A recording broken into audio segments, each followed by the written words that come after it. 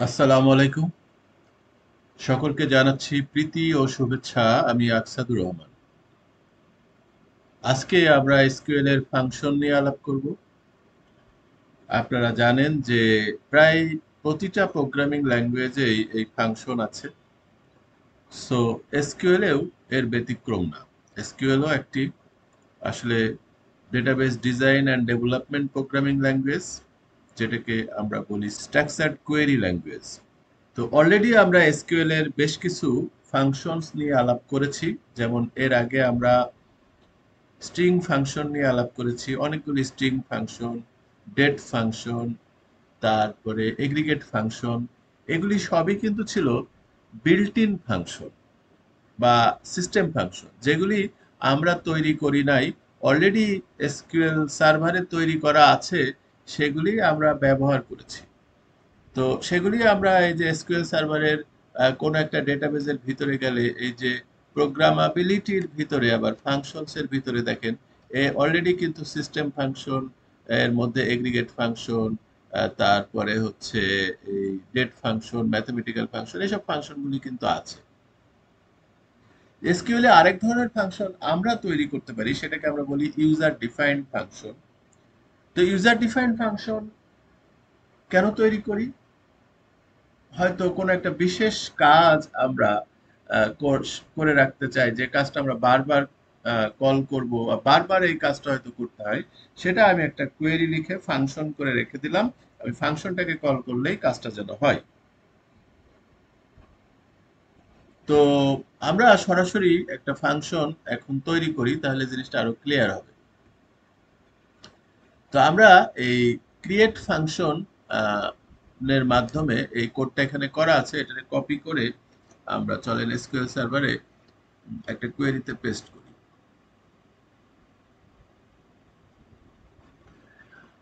আমরা এই ফাংশনের মাধ্যমে এজ ক্যালকুলেট করতে চাচ্ছি, অর্থাৎ কোনো ডেট অফ বার্থ যদি পাঠানো হয়, তাহলে ফাংশনের ভিতরে সেই ডেট অফ বার্থটা আসবে এবং কারেন্ট ডেট থেকে এজটা ক্যালকুলেট করে রিটার্ন করে এজ পাঠাবে। তো ফাংশনের যে নিয়ম, সবগুলি ল্যাঙ্গুয়েজে একই নিয়ম, যে ফাংশনের নাম দিতে হবে এবং কোনো একটা প্যারামিটার ফাংশনে আসতে পারে। যেমন এখানে ডিওবি বা ডেট অফ বার্থ আসছে, প্যারামিটার না আসলে সেটা আলাদা কথা, কিন্তু আসলে এসকিউএল এর ক্ষেত্রে এইভাবে অ্যাট চিহ্ন দিয়ে প্যারামিটারটা, যে কোনো ভেরিয়েবল ডিক্লেয়ার করতে গেলে সেটা প্যারামিটার হোক বা অন্য কোনো ভেরিয়েবল হোক, অ্যাট চিহ্ন দিয়ে এসকিউএল এ করতে হয়। তো এই ভেরিয়েবলটা টাইপ হবে কি, যেহেতু ডেট আসবে তাই আমরা ডেট লিখে দিলাম। তারপরে এই ফাংশনে কিন্তু কোনো না কোনো ভ্যালু রিটার্ন করতে হয়। ফাংশন মানে এই এসকিউএল এর ক্ষেত্রে কোনো না কোনো ভ্যালু রিটার্ন করবে। তো আমরা এখানে ইন্টিজার ভ্যালু রিটার্ন করবে, তাই রিটার্নস ইন্ট লিখে দিলাম। তারপরে অ্যাস কিওয়ার্ডের পরে বিগিন লিখে ফাংশনের কোড লেখা শুরু করব এবং এন্ড এর আগেই সেটা শেষ করতে হবে। তো আমাদের এই ফাংশনের উদ্দেশ্য হচ্ছে যে যে ডিওবিটা দিবে সেই ডিওবিটা সাথে আজকের ডেট বা এই যে system date, current date, get ডেটের মাধ্যমে আপনারা জানেন সিস্টেম ডেট পাওয়া যায়। আর আজকের ডেট মানে যে কোনো ডেট সে দিবে, সেই ডেট আর আজকের ডেটের মধ্যে এই যে ডেট ডিফ ফাংশন আছে, ডেট ডিফ ফাংশন আমরা ডেট ফাংশন যখন আলাপ করেছিলাম সেই ভিডিওতে আলাপ করেছি।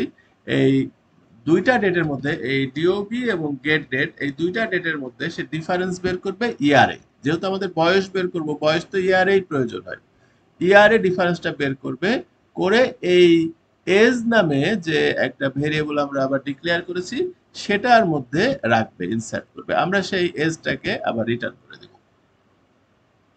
তাহলে এই ফাংশনটা যদি তৈরি করি, তাহলে এই ফাংশনটার কাজ হচ্ছে প্যারামিটার হিসাবে যে কোনো ডেট ঢুকবে এবং আজকের ডেটের সাথে ডিফারেন্স তৈরি করে বছরের ডিফারেন্সটা তৈরি হবে এবং সেই বছরটা রিটার্ন হবে। তো চলেন আমরা ফাংশনটা তৈরি করি। আমরা ফাংশনটা তৈরি করলাম। ফাংশনটা পাবো কোথায়? এখানে স্কেলার ভ্যালুড ফাংশন যেটা আছে এর মধ্যে এখন আপাতত কিছু নাই, কিন্তু আমরা এটা রিফ্রেশ দিলেই দেখেন এই ফাংশনটা আমরা পেয়ে যাচ্ছি। এই যে আমাদের ইউজার ডিফাইন্ড ফাংশনগুলি এখানে সাধারণত জমা হয়। এই যে ডিবিও ডট ক্যালকুলেট এজ, এই ফাংশনটা এইমাত্র আমরা তৈরি করেছি।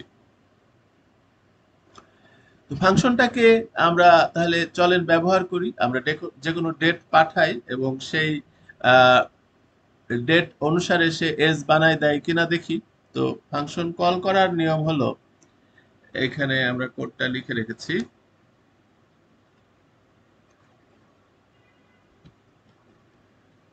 আমরা অন্য একটা কোয়েরি থেকে ফাংশনটা কল করি।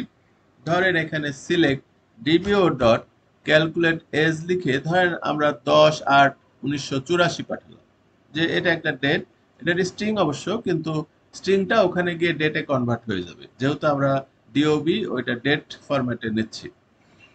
তো চলেন দেখি, এখানে কিন্তু বলছে যে 40 বছর কিন্তু আমাদের এই এজ হবে। যদি আমরা ডেট অফ বার্থ এই 1984 সাল দিই তাহলে 40 বছর হবে। যদি আমরা 1990 সাল দিই তাহলে কি হবে? 34 বছর হবে। তাহলে আমাদের ফাংশনটা ঠিক মতো কাজ করছে। এখানে একটা বলে রাখা ভালো, এই ডিওবিটা কিন্তু এখানে মাস্ট দিতে হবে। অনেক সময় আমরা এর আগে স্টোর প্রসিডিউর কল করেছি বা অন্যান্য কাজ করেছি, যে কোনো সিলেক্ট স্টেটমেন্টে আমরা টেবিলের নাম লিখতেছি, কলামের নাম লিখতেছি, ডিওবিটা কিন্তু না লিখলেও চলছে, এই ডিওবি ছাড়াও কিন্তু সেগুলিতে কাজ হচ্ছে।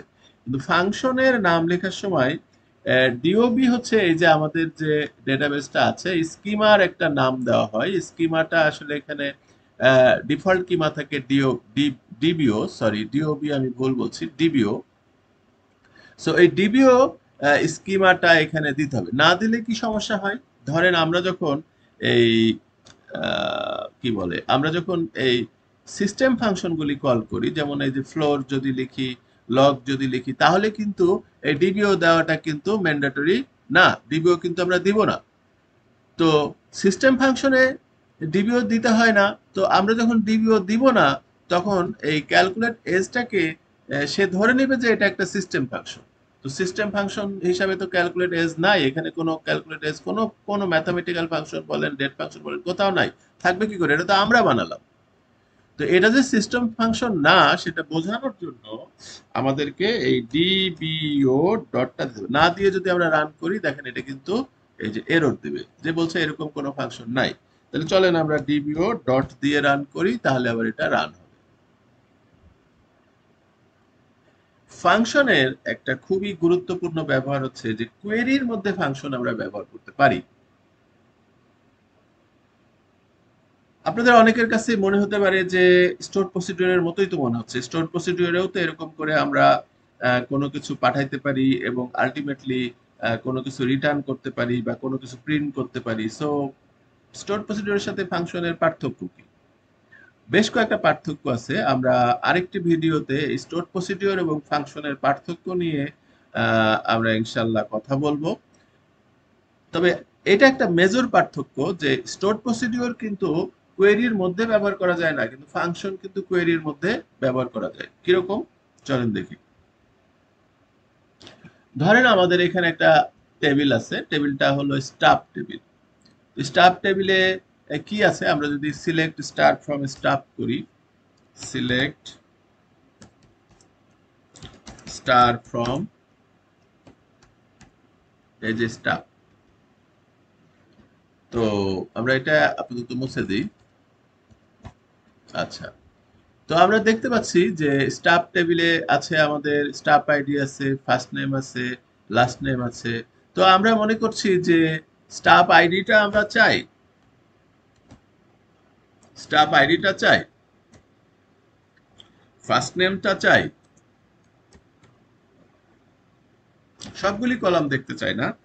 আর এখানে এখন ডেট অফ বার্থ নামে একটা কিন্তু কলাম আছে। সো আমরা ডেট অফ বার্থটা চাই, ডিওবিটা চাই।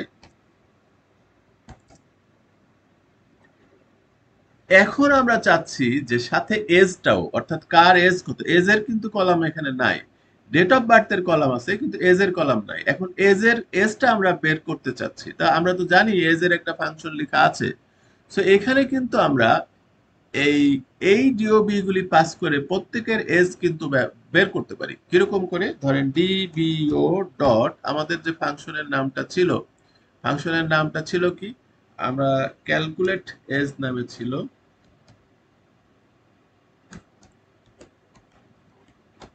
এরকম ছিল, এই যে ক্যালকুলেট এজ। এখানে আমাদের প্যারামিটার হিসাবে দিতে হবে, তো আমরা তো প্রত্যেকের জন্য বের করব, তাই D O B date of birth এইটাই দিলাম। তারপরে এই কলামটার ধরেন নাম দিলাম এজ। তো ফর্মটা আমরা নিচের লাইনে আনি।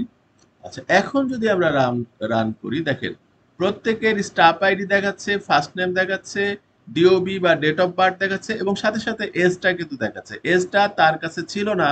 এজটা এই যে আমরা যে ফাংশন তৈরি করেছি সেই ফাংশনে প্রত্যেকের ডেট অফ বার্থ পাঠাইছে, এবং প্রত্যেকের এজ কিন্তু ফাংশনের মাধ্যমে রিটার্ন হয়েছে এবং এটা সেখানে দেখাচ্ছে।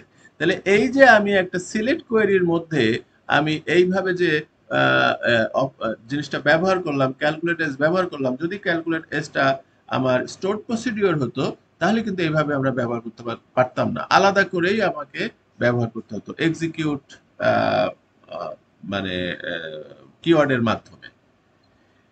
এছাড়াও স্টোর প্রসিডিওর এবং ফাংশনের আরো অনেকগুলি ব্যবহার আছে, যেমন পার্থক্য আছে।